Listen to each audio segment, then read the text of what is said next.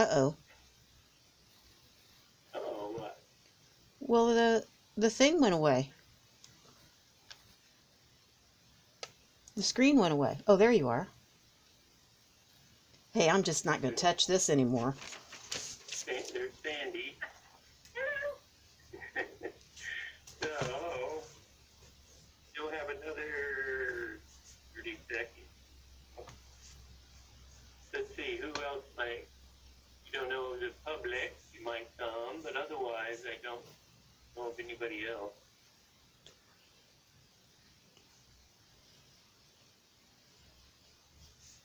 Hi, Sandy, Gail, Kat. How you doing, Randy? How are you guys? Good. Last day of quarantine. I'm ready to get out of the house. Yeah. We walked 3 miles at Profit Town today. I hadn't been out of the house before that. It's a good day for that. Beautiful sunny day. Yeah, a little Sunny windy. is nice.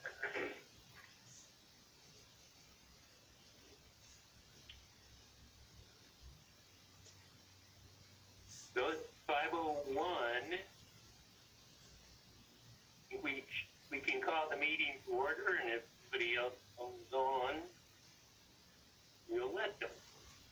So we'll call the meeting to order of the Delphi Redevelopment Commission, January 20th, 5 p.m. So we wanted to start out the new year with introductions. So we'll just take a minute. I think we're pretty well know each other, but you have a new commission member in Randy Strasser, and we have a new Economic Development Corporation Director in Jake Adams. So that's their first time at our meeting. So I will just start with Jake and let you introduce yourself to everyone here. Good evening, everybody. My name is Jake Adams. I've recently joined the Economic Development Corporation here in Carroll County. So this is day number 2. I come from Ivy Tech Community College, where I had spent about 2.5 years as a workforce development consultant for them. So that opportunity allowed me to really visit northern Indiana, north central Indiana, learn how workforce and economic impact communities, and so I've been blessed with the opportunity to come to Carroll County, come back home, and do some great work. So it's nice to see everybody that I already know, and nice to meet you if I haven't. Thank you, Jeannie. Andy?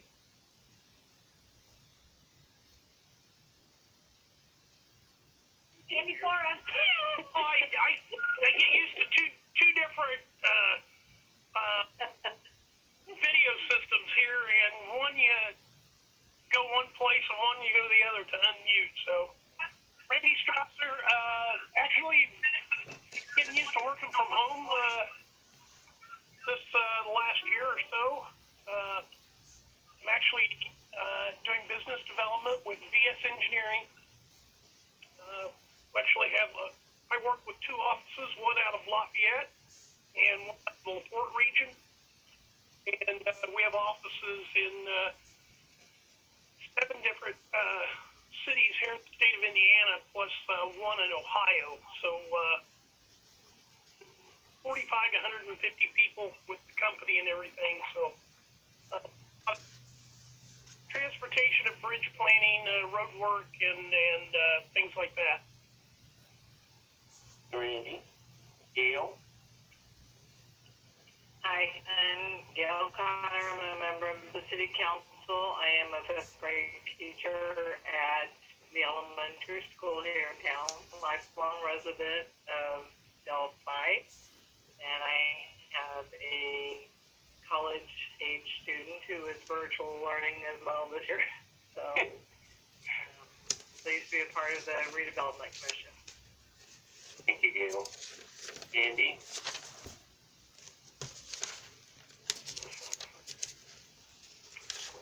Sandy Flora. I've been on the Redevelopment Commission, I think, since the beginning. So, nice to see everybody.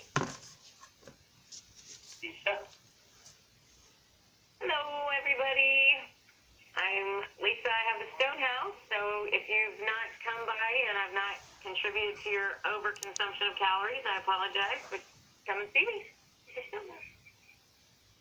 I like to be part of your addiction problem. I like favorite. Macaroons, by the way. Yay! Anita? I guess I too, along with Sandy, have been kind of associated with the Redevelopment Commission since it was started, and also with Randy. So now as mayor of Delphi, and I think I know all of you. So it's good to see you virtually. I am looking forward to when we can have these meetings in person again. Yeah. I was thinking about that today. Julia? Hello, as a guest? Hi there. Yeah, thank you for having me. I know Neil Milet's going to be joining us anytime. Yep. So in the meantime, at the start of a new year, we need officers. And so what I had planned to do, I've reached out to people to get their approval, and I have developed a slate of candidates for officers in 2021. I would like to present those to you, and you meet with your approval. We can ask for nominations from the floor, but it's a little hard virtually to do paper ballots. So I'm hoping that you will find our slate be your like. So I present myself as president, Sandy Flora as vice president, and Gail Connor as secretary for 2021. Would there be any motions then additionally from the floor? Hearing none, then I would ask for a motion that this slate of candidates would be approved and voted on. So moved. We have a motion made by Randy. Do we have a second? A second. Second from Lisa. So all those in favor of the slate as presented signify by saying aye. Aye. Aye. Aye. Did you get that, Shannon? I think it's a unanimous vote for that slate of officers. Thank you, everyone. So the next item on the agenda is that Randy, as a new member, gets to be sworn in today. The rest of us got sworn in very late in 2020, so we're going to assume that still holds true for us. And so Anita, as mayor, is going to swear Randy in on the commission. Randy, if you could repeat after me. I, Randy Strasser, I, Randy Strasser, do solemnly swear that I will support the Constitution of the United States do solemnly swear to follow the Constitution of the United States and the Constitution of the State of Indiana, and the Constitution of the State of Indiana. and that I will faithfully and impartially discharge I will faithfully and partially discharge the duties of the office of Commissioner, the duties of the office of Commissioner, Delphi Redevelopment Commission Delphi Redevelopment Commission of the City of Delphi, of the City of Delphi, Carroll County, according to law and the best of my ability. Carroll County, according to law and the best of my ability. Thank you. Thank you, Randy. We have our new commissioner meeting, our member. Thank you. And Thank you for that, Madam Mayor. I believe Joe had indicated that he would get the form to you to sign. Yeah, so I'll bring it to you, Randy. Thank you. So on the agenda, item number 4 is the bonding, and we had talked about that at our previous meeting, and we now Leanne is working on that for us, and she will probably be reaching out to us for our names and address. I believe she already has that information and has submitted it. And so Yep. the bonding is for $15,000 for each of us, and then will be paid out of the RDC money account. I think I see Neil maybe. Hey everyone, sorry I'm late. I just got back. So. No, you're perfect actually. Okay. So we're going to review the minutes first and get those approved, and then you're up next, Neil. So for the minutes, we have to, in a sense, reapprove the September minutes because I mistakenly had one of the people making a motion or a second wasn't at that meeting, and so we wanted to do it properly. So what I need for Sandy Flora, who was in attendance at that meeting, and Gail in attendance at that meeting, I believe, if they would make a motion and a second to approve September 29th, 2020 minutes. I know that we've all reviewed them, but I just did the acceptance. So could I have a motion to approve the September 29th, 2020 minutes? I make a motion to approve the meetings of the minutes of the meetings for the September 29th meeting. I have a second. Second. Thank you, Gail. You have a motion and a second to approve the September 29th minutes. All those in favor signify by saying aye. Aye. Aye. Aye. Thank you all. And then for the November 16th, 2020 minutes,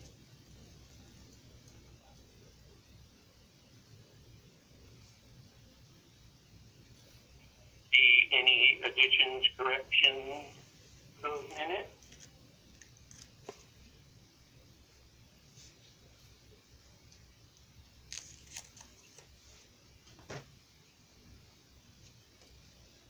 Hearing none, do I have a motion to accept the November 16th, 2020 minutes? So moved. Thank you, Gail. Do I have a second?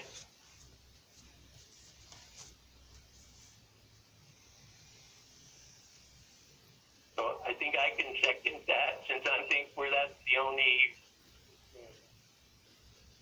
Lisa could second if she wanted to.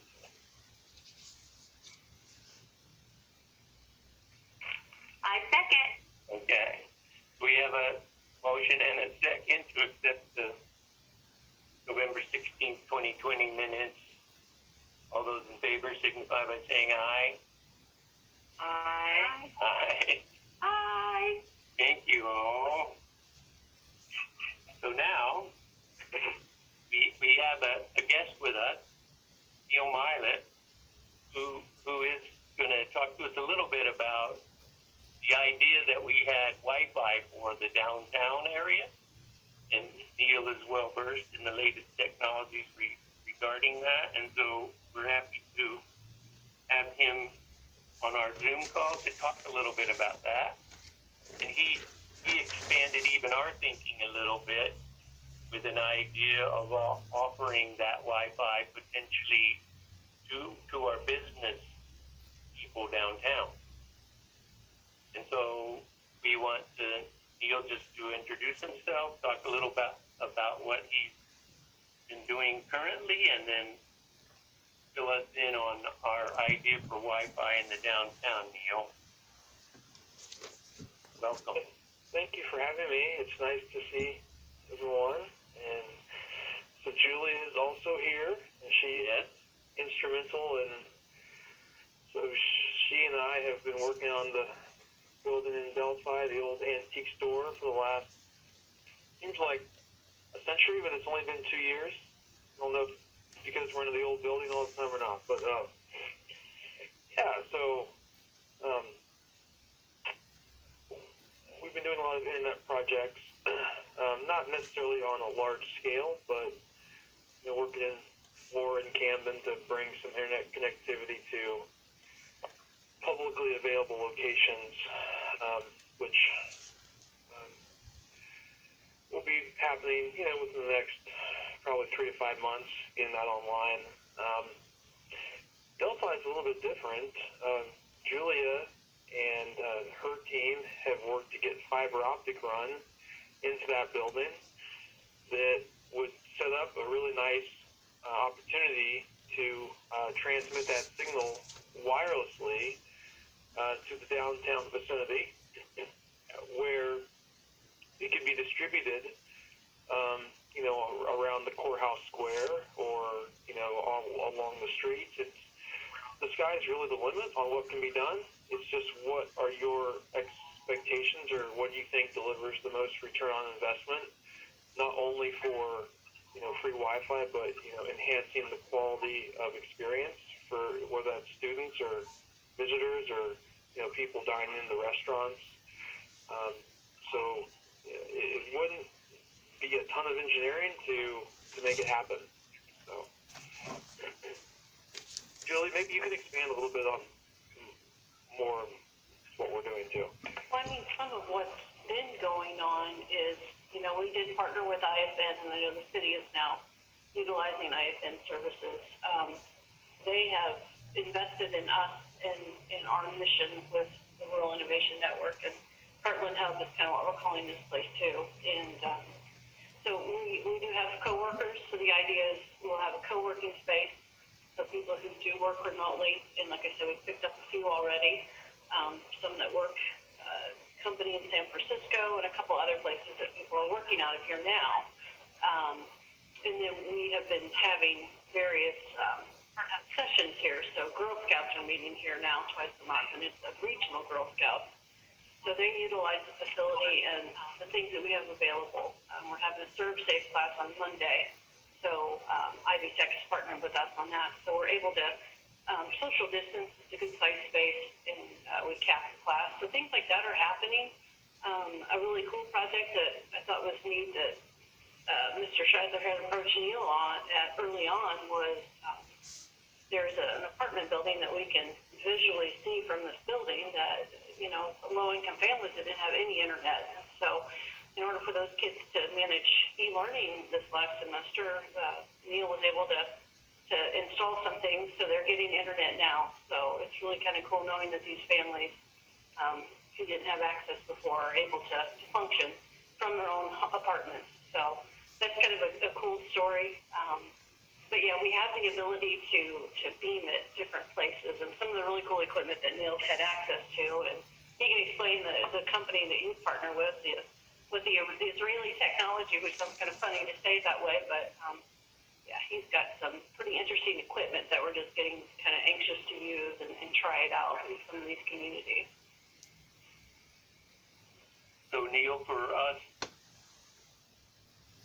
what kind of hardware would you see us needing to purchase to distribute, let's say, Wi-Fi within the TIP district in the downtown? So now, is this for just public access, or would you be potentially helping subsidize it for the businesses, or offering it to them at a certain price? What's your vision on how deep you want to go into this?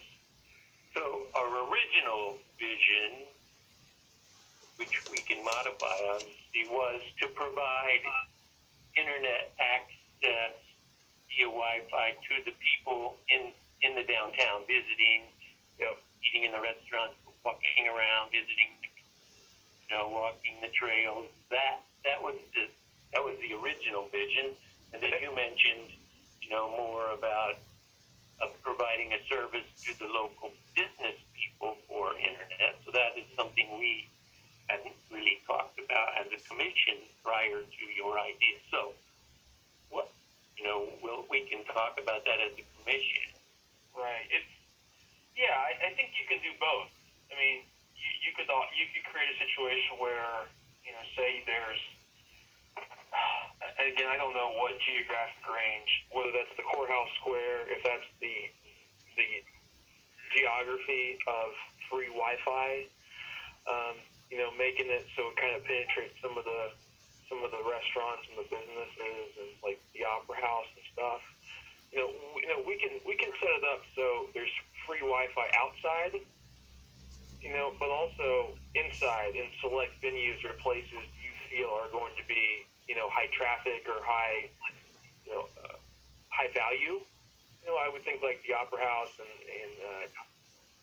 places like that would be spots where folks would potentially want to use a lot of data, especially for like the events that are happening there. And it's kind of a public venue, so maybe you could get away with that.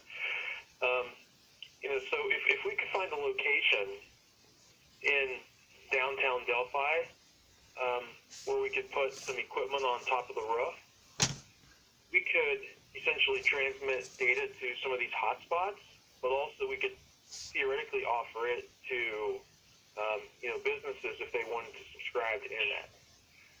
Now, the challenge with this technology is it's primarily working off of line of sight.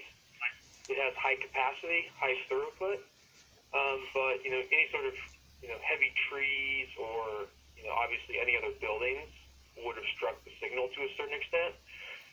So obviously, it would probably only reach the downtown vicinity, but it might be a way to provide free hotspots and also the chance to, if a business isn't satisfied with their internet service or they want faster service,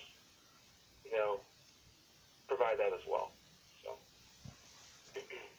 So would Julia, would the chamber be the hub then, and then would that be a possible source of revenue for you then?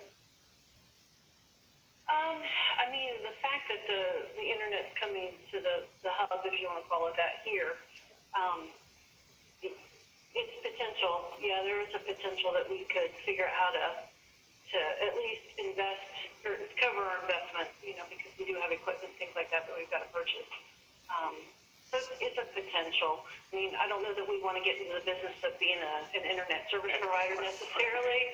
And especially when we talk about getting it to the businesses, we've got a partnership with IFN for a reason, and that's to help them make those connections. So we can't quite step on IFN's toes, obviously. Right. It wouldn't be right for us to resell their own internet when they're the ones trying to build out the downtown as well, too. So I don't know that it would necessarily be service where it say, hey, this is the organization that you're going to buy your internet from. I don't think we're looking at that. We're looking at ways to assist people that need it, so they can work remotely or they can do their homework, or it's an enhancement, Yeah, and I will say, ISN, they really only care about selling data. So if we bought a small allocation of data from them for this project, I think they would be completely fine with it. Obviously, I've bought data for Camden and Flora, and they're our partner for those projects as well, and they're actually super easy to work with. They're very understanding of what we're trying to accomplish and just how there's a need. So I don't think we need a ton of data. I think somewhere in that 200 to 500 megabytes of data, for what it is, assuming it's just free public Wi-Fi, would be more than enough. There are all sorts of calculations you can go through to figure out, how much data do I need based on the number of users. And like a lot of people will use a factor of 8. So, take your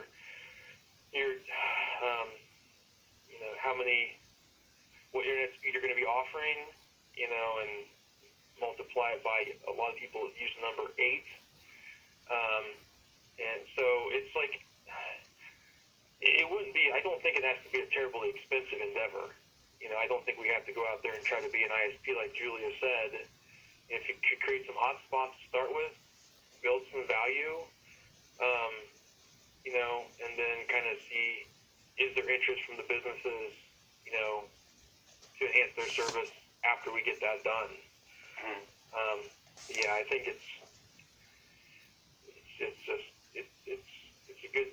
a good vision, because there's lots of kids that need internet, or people that would love to probably go eat at the sandwich shop or someplace if they had like really fast internet, if it could penetrate into their their building somehow. So yeah, I think we need to put the Stonehouse restaurant in there, Neil, since Lisa's sticking her head at you. I just thought maybe in my laser beam eyeballs were starting to shoot through the computer. Just saying, hello. yeah, well, you gotta remember, I haven't been in town for like 6 months, so I'm losing my memory of places where I go. So Lisa, that's a good question for you. Then, do you find that your customers are asking you repeatedly, "Hey, do you guys have Wi-Fi?" or "I want to sit here and Yeah, well, now that we're back open, especially prior to this whole massive pandemic, we had no less than a dozen people a day wanting to know what my password was, things like that. And I can tell you, I use Frontier, and is this on the record? It sucks. Not loud enough, not with an X. That's it. Just the worst internet service ever. And then, and it's embarrassing when you have a gigantic Frontier sign right next to your business, and you got people coming from, like Fort Wayne or whatever, driving through, and they're going, "Who's your internet provider? We just can't seem to get access." And I'm like, "I'm so sorry to tell you, but it's Frontier." It's beautiful. Yeah. I would love to be able to have a different internet source so that I would have, better, because our credit card system goes through, it's immediate, it's Wi-Fi, and there's not one given day that we don't have a situation come up where you have to run somebody's card like 3 times because Wi-Fi is once again down for just a few minutes, and then you have to wait. And so I would absolutely, entertain, getting into a situation with this company because this is awful, having this downtown space with a Frontier company whose name's been around for a long time, and you can't even get, Wi-Fi access. It's awful. It's embarrassing. So Neil, let's say the commission purchases hardware. Has there been a ongoing cost that we would have to assume in perpetuity? well, that would be something you want to work out with Julia. Again, I'm just kind of like an advisor to the Chamber 5 or like a board member per se. Julia runs the ship. I think she would want to work out a sort of an arrangement maybe with, your folks so that obviously they could cover, the expenses and some of the operational costs.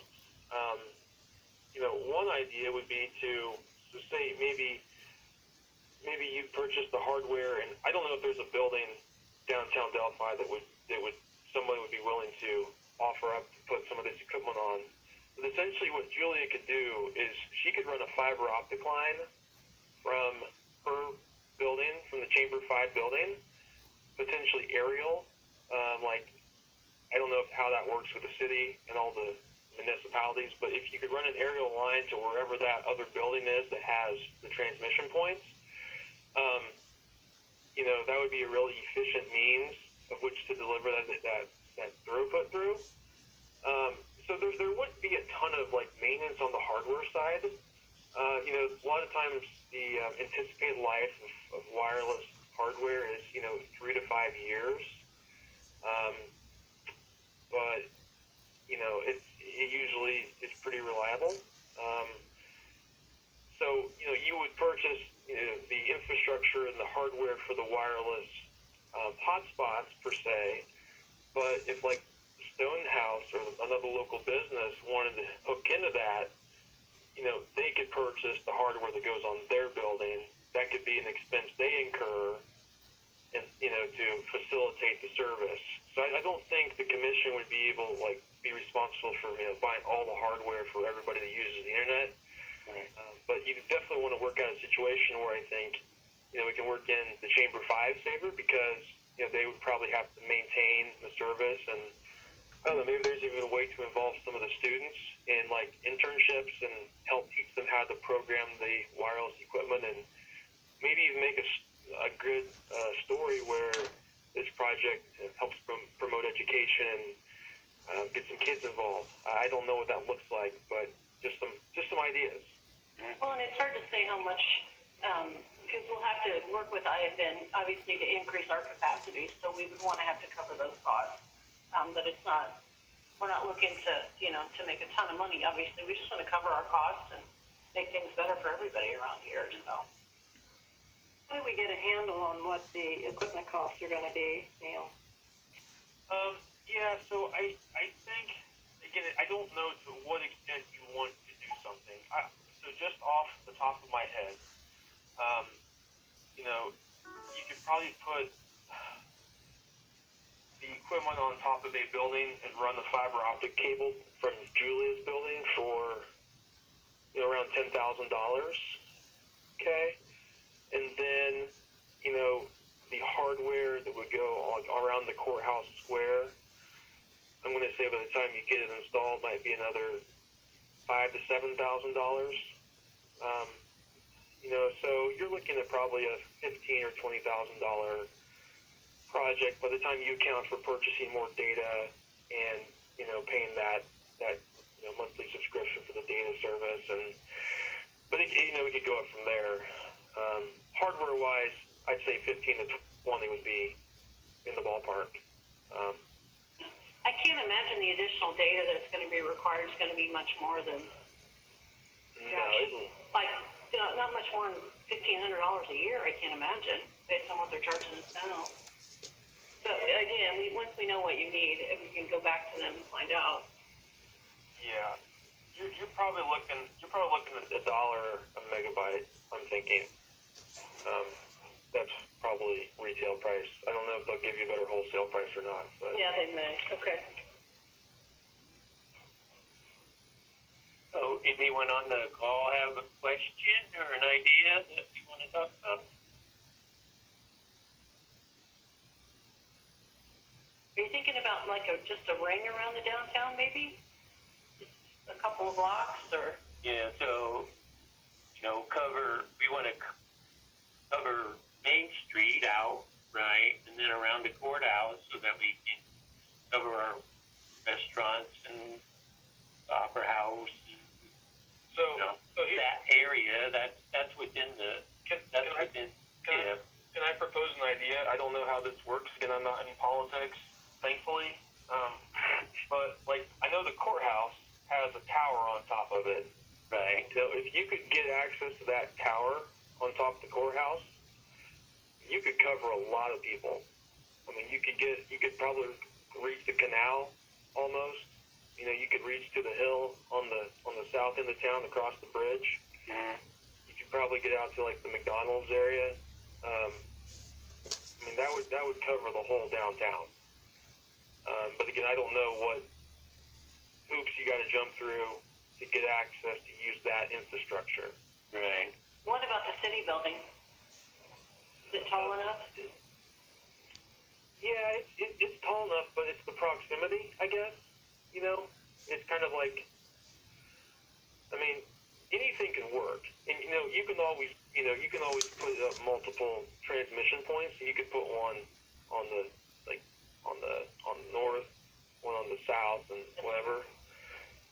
It's just kind of more complexity when it comes to maintenance and servicing it.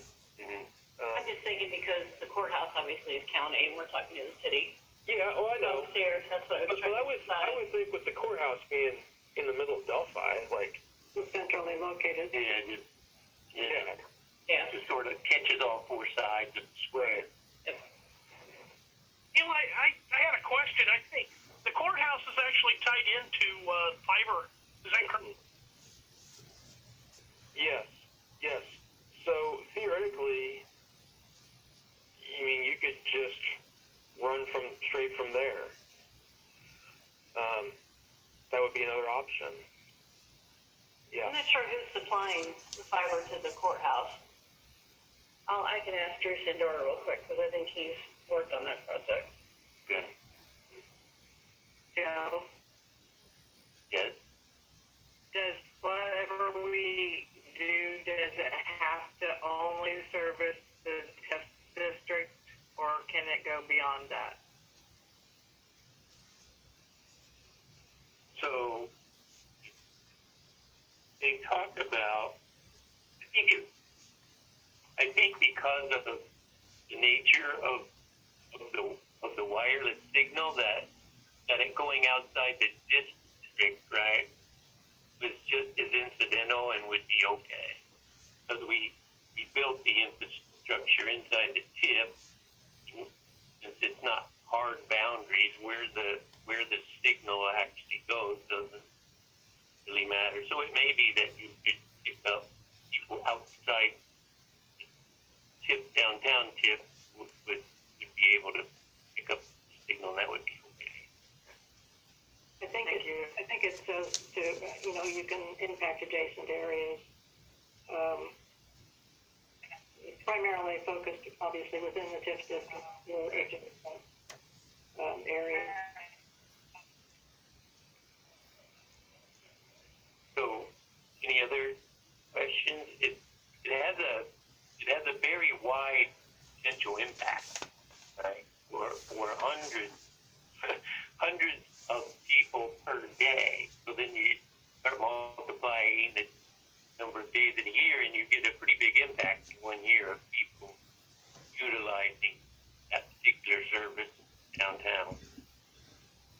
And I think one thing I would just kind of recommend is I think you bring up a really good point, is try to figure out how many people you're looking to provide this service to, because I think it would be very sad to build out all this great infrastructure potentially, right, and not have enough data throughput right, to make it a good experience. right. If you're only talking like 10 or 15 people at a time using it, that's the numbers we threw out are fine. But if you're looking to service hundreds simultaneously, it's going to impact the amount of data you want to kind of acquire and have available. Mm-hmm. So can you, in essence, buy more data, like when you have events like the Bacon Festival and things of that sort? Yeah. Yep. You can scale it up. I don't know how much capacity IFN has in Delphi, but it's a lot. It's a lot. It's a lot more than any other, I know it's a lot more than Camden and Flora so far. So. Neil, I had a question. Yep. Is there a way to track usage? So if there is a deliverable, there is an opportunity to do this. Will we be able to get a count of maybe how many have logged on, how many users? How detailed does that experience get for the provider? Yeah. So you can look at that two ways. So there are multiple ways to set it up. So you can set it up basically so what's called a radius server, and basically people have you ever been to McDonald's and you have to sign on to AT&T Wi-Fi? It kind of asks you to do that. There's that approach, and that it kind of potentially lets you filter people, and just everybody wouldn't automatically get access and have to physically go through an authentication process. So that's how you can track the number of maybe users on the free hotspot side. And then if you actually wanted to offer this to businesses long term, through the hardware that would service the subscriber units, it has an analytics portal, and you can kind of track all that through the hardware performance. And the neat thing about it is you can actually, say one business or say one hotspot, requires high demand, high throughput, and then you can scale that up to, I think with the hardware we're using for our other projects, it can be between 750 megabytes and 50. So if you're having a big event, you could up it to the maximum, and if it's just like a apartment like we're doing already, offer them 50. So you can monetize it as you see necessary.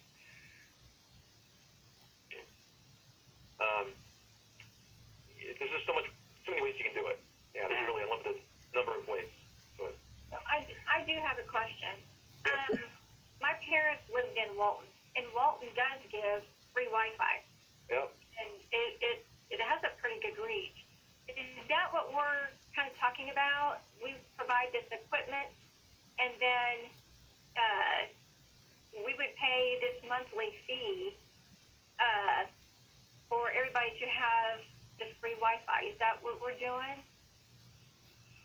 I think I think the way I get it, there's the potential for both. You could either offer free Wi-Fi at hotspots, like as in when you're eating at a restaurant or sitting on a park bench out in front of the courthouse square, or you could say, hey, we're going to do that, but we're also going to, if you want, help subsidize the internet for businesses. I think that's where it gets expensive. If you're subsidizing the internet service for all the businesses in downtown Delphi, if you want to do that, fantastic. But I just feel like that would be a big expectation to keep it up. And the moment you take it away, or say the funding goes away, then you might have some people who are heartbroken. Right. So I think, an avenue that would be a good fit is start off offering free hotspots at X number of designated locations. Although build the infrastructure so it could provide businesses with internet if Julie and IFN and your team can work out an agreement on the pricing model and distribution plan and how all that's coming together. Does that answer your question? Does that make sense? Yeah. So we would still pay like $1,500 for the hotspot a month. Well, Yeah, not sure on the pricing yet. we don't know Well, the price. So but it would still be a monthly cost for the hotspot. to maintain the free hotspots, once you buy the hardware, you'd have to purchase the data, which is provided to those. In other words, it's the connection to the internet, which is what the fiber optic company does. And there would probably need to be a maintenance fee for Julia's office or whoever manages the service, within the town to make sure it's up and running and properly maintained and all of that. So there'd be a couple things to consider when coming up with a monthly billable price for the service. Well, and I don't think we're talking about trying to get Wi-Fi to every household. I think, unless that's kind of what you're thinking about doing. I wasn't thinking in terms of that. I was just thinking more in terms of public access. But Yeah, that was I think our original scope okay. was, like Sandy's talking about, you would have hotspots around the downtown. Okay. People, it would be a service for people who are downtown and visiting and touring and eating, and that would be a service that provides. That was our original scope of discussion. That would be perhaps a good place to start. I agree. Yeah, see where we go from there. And I think what you want to do is you want to designate, Stonehouse or in Sandwich Shop or any of those places. I think you would want to designate those, clearly define those as public hotspots, because you're going to have maybe other businesses that aren't within range or aren't within the scope of this project potentially get frustrated if there's this impression that, there are 5 businesses downtown getting free Wi-Fi for their customers, because the business owners are going to be able to tap into that as well. And let's just be honest, you're going to be able to access that too. So I think there should just be really clear transparency on designating a Wi-Fi zone and speaking to the fact that this is why we're choosing this restaurant or this location. Maybe it's geographic location from the transmitter, but we're not going to be able to give every business in Delphi, the whole footprint of Delphi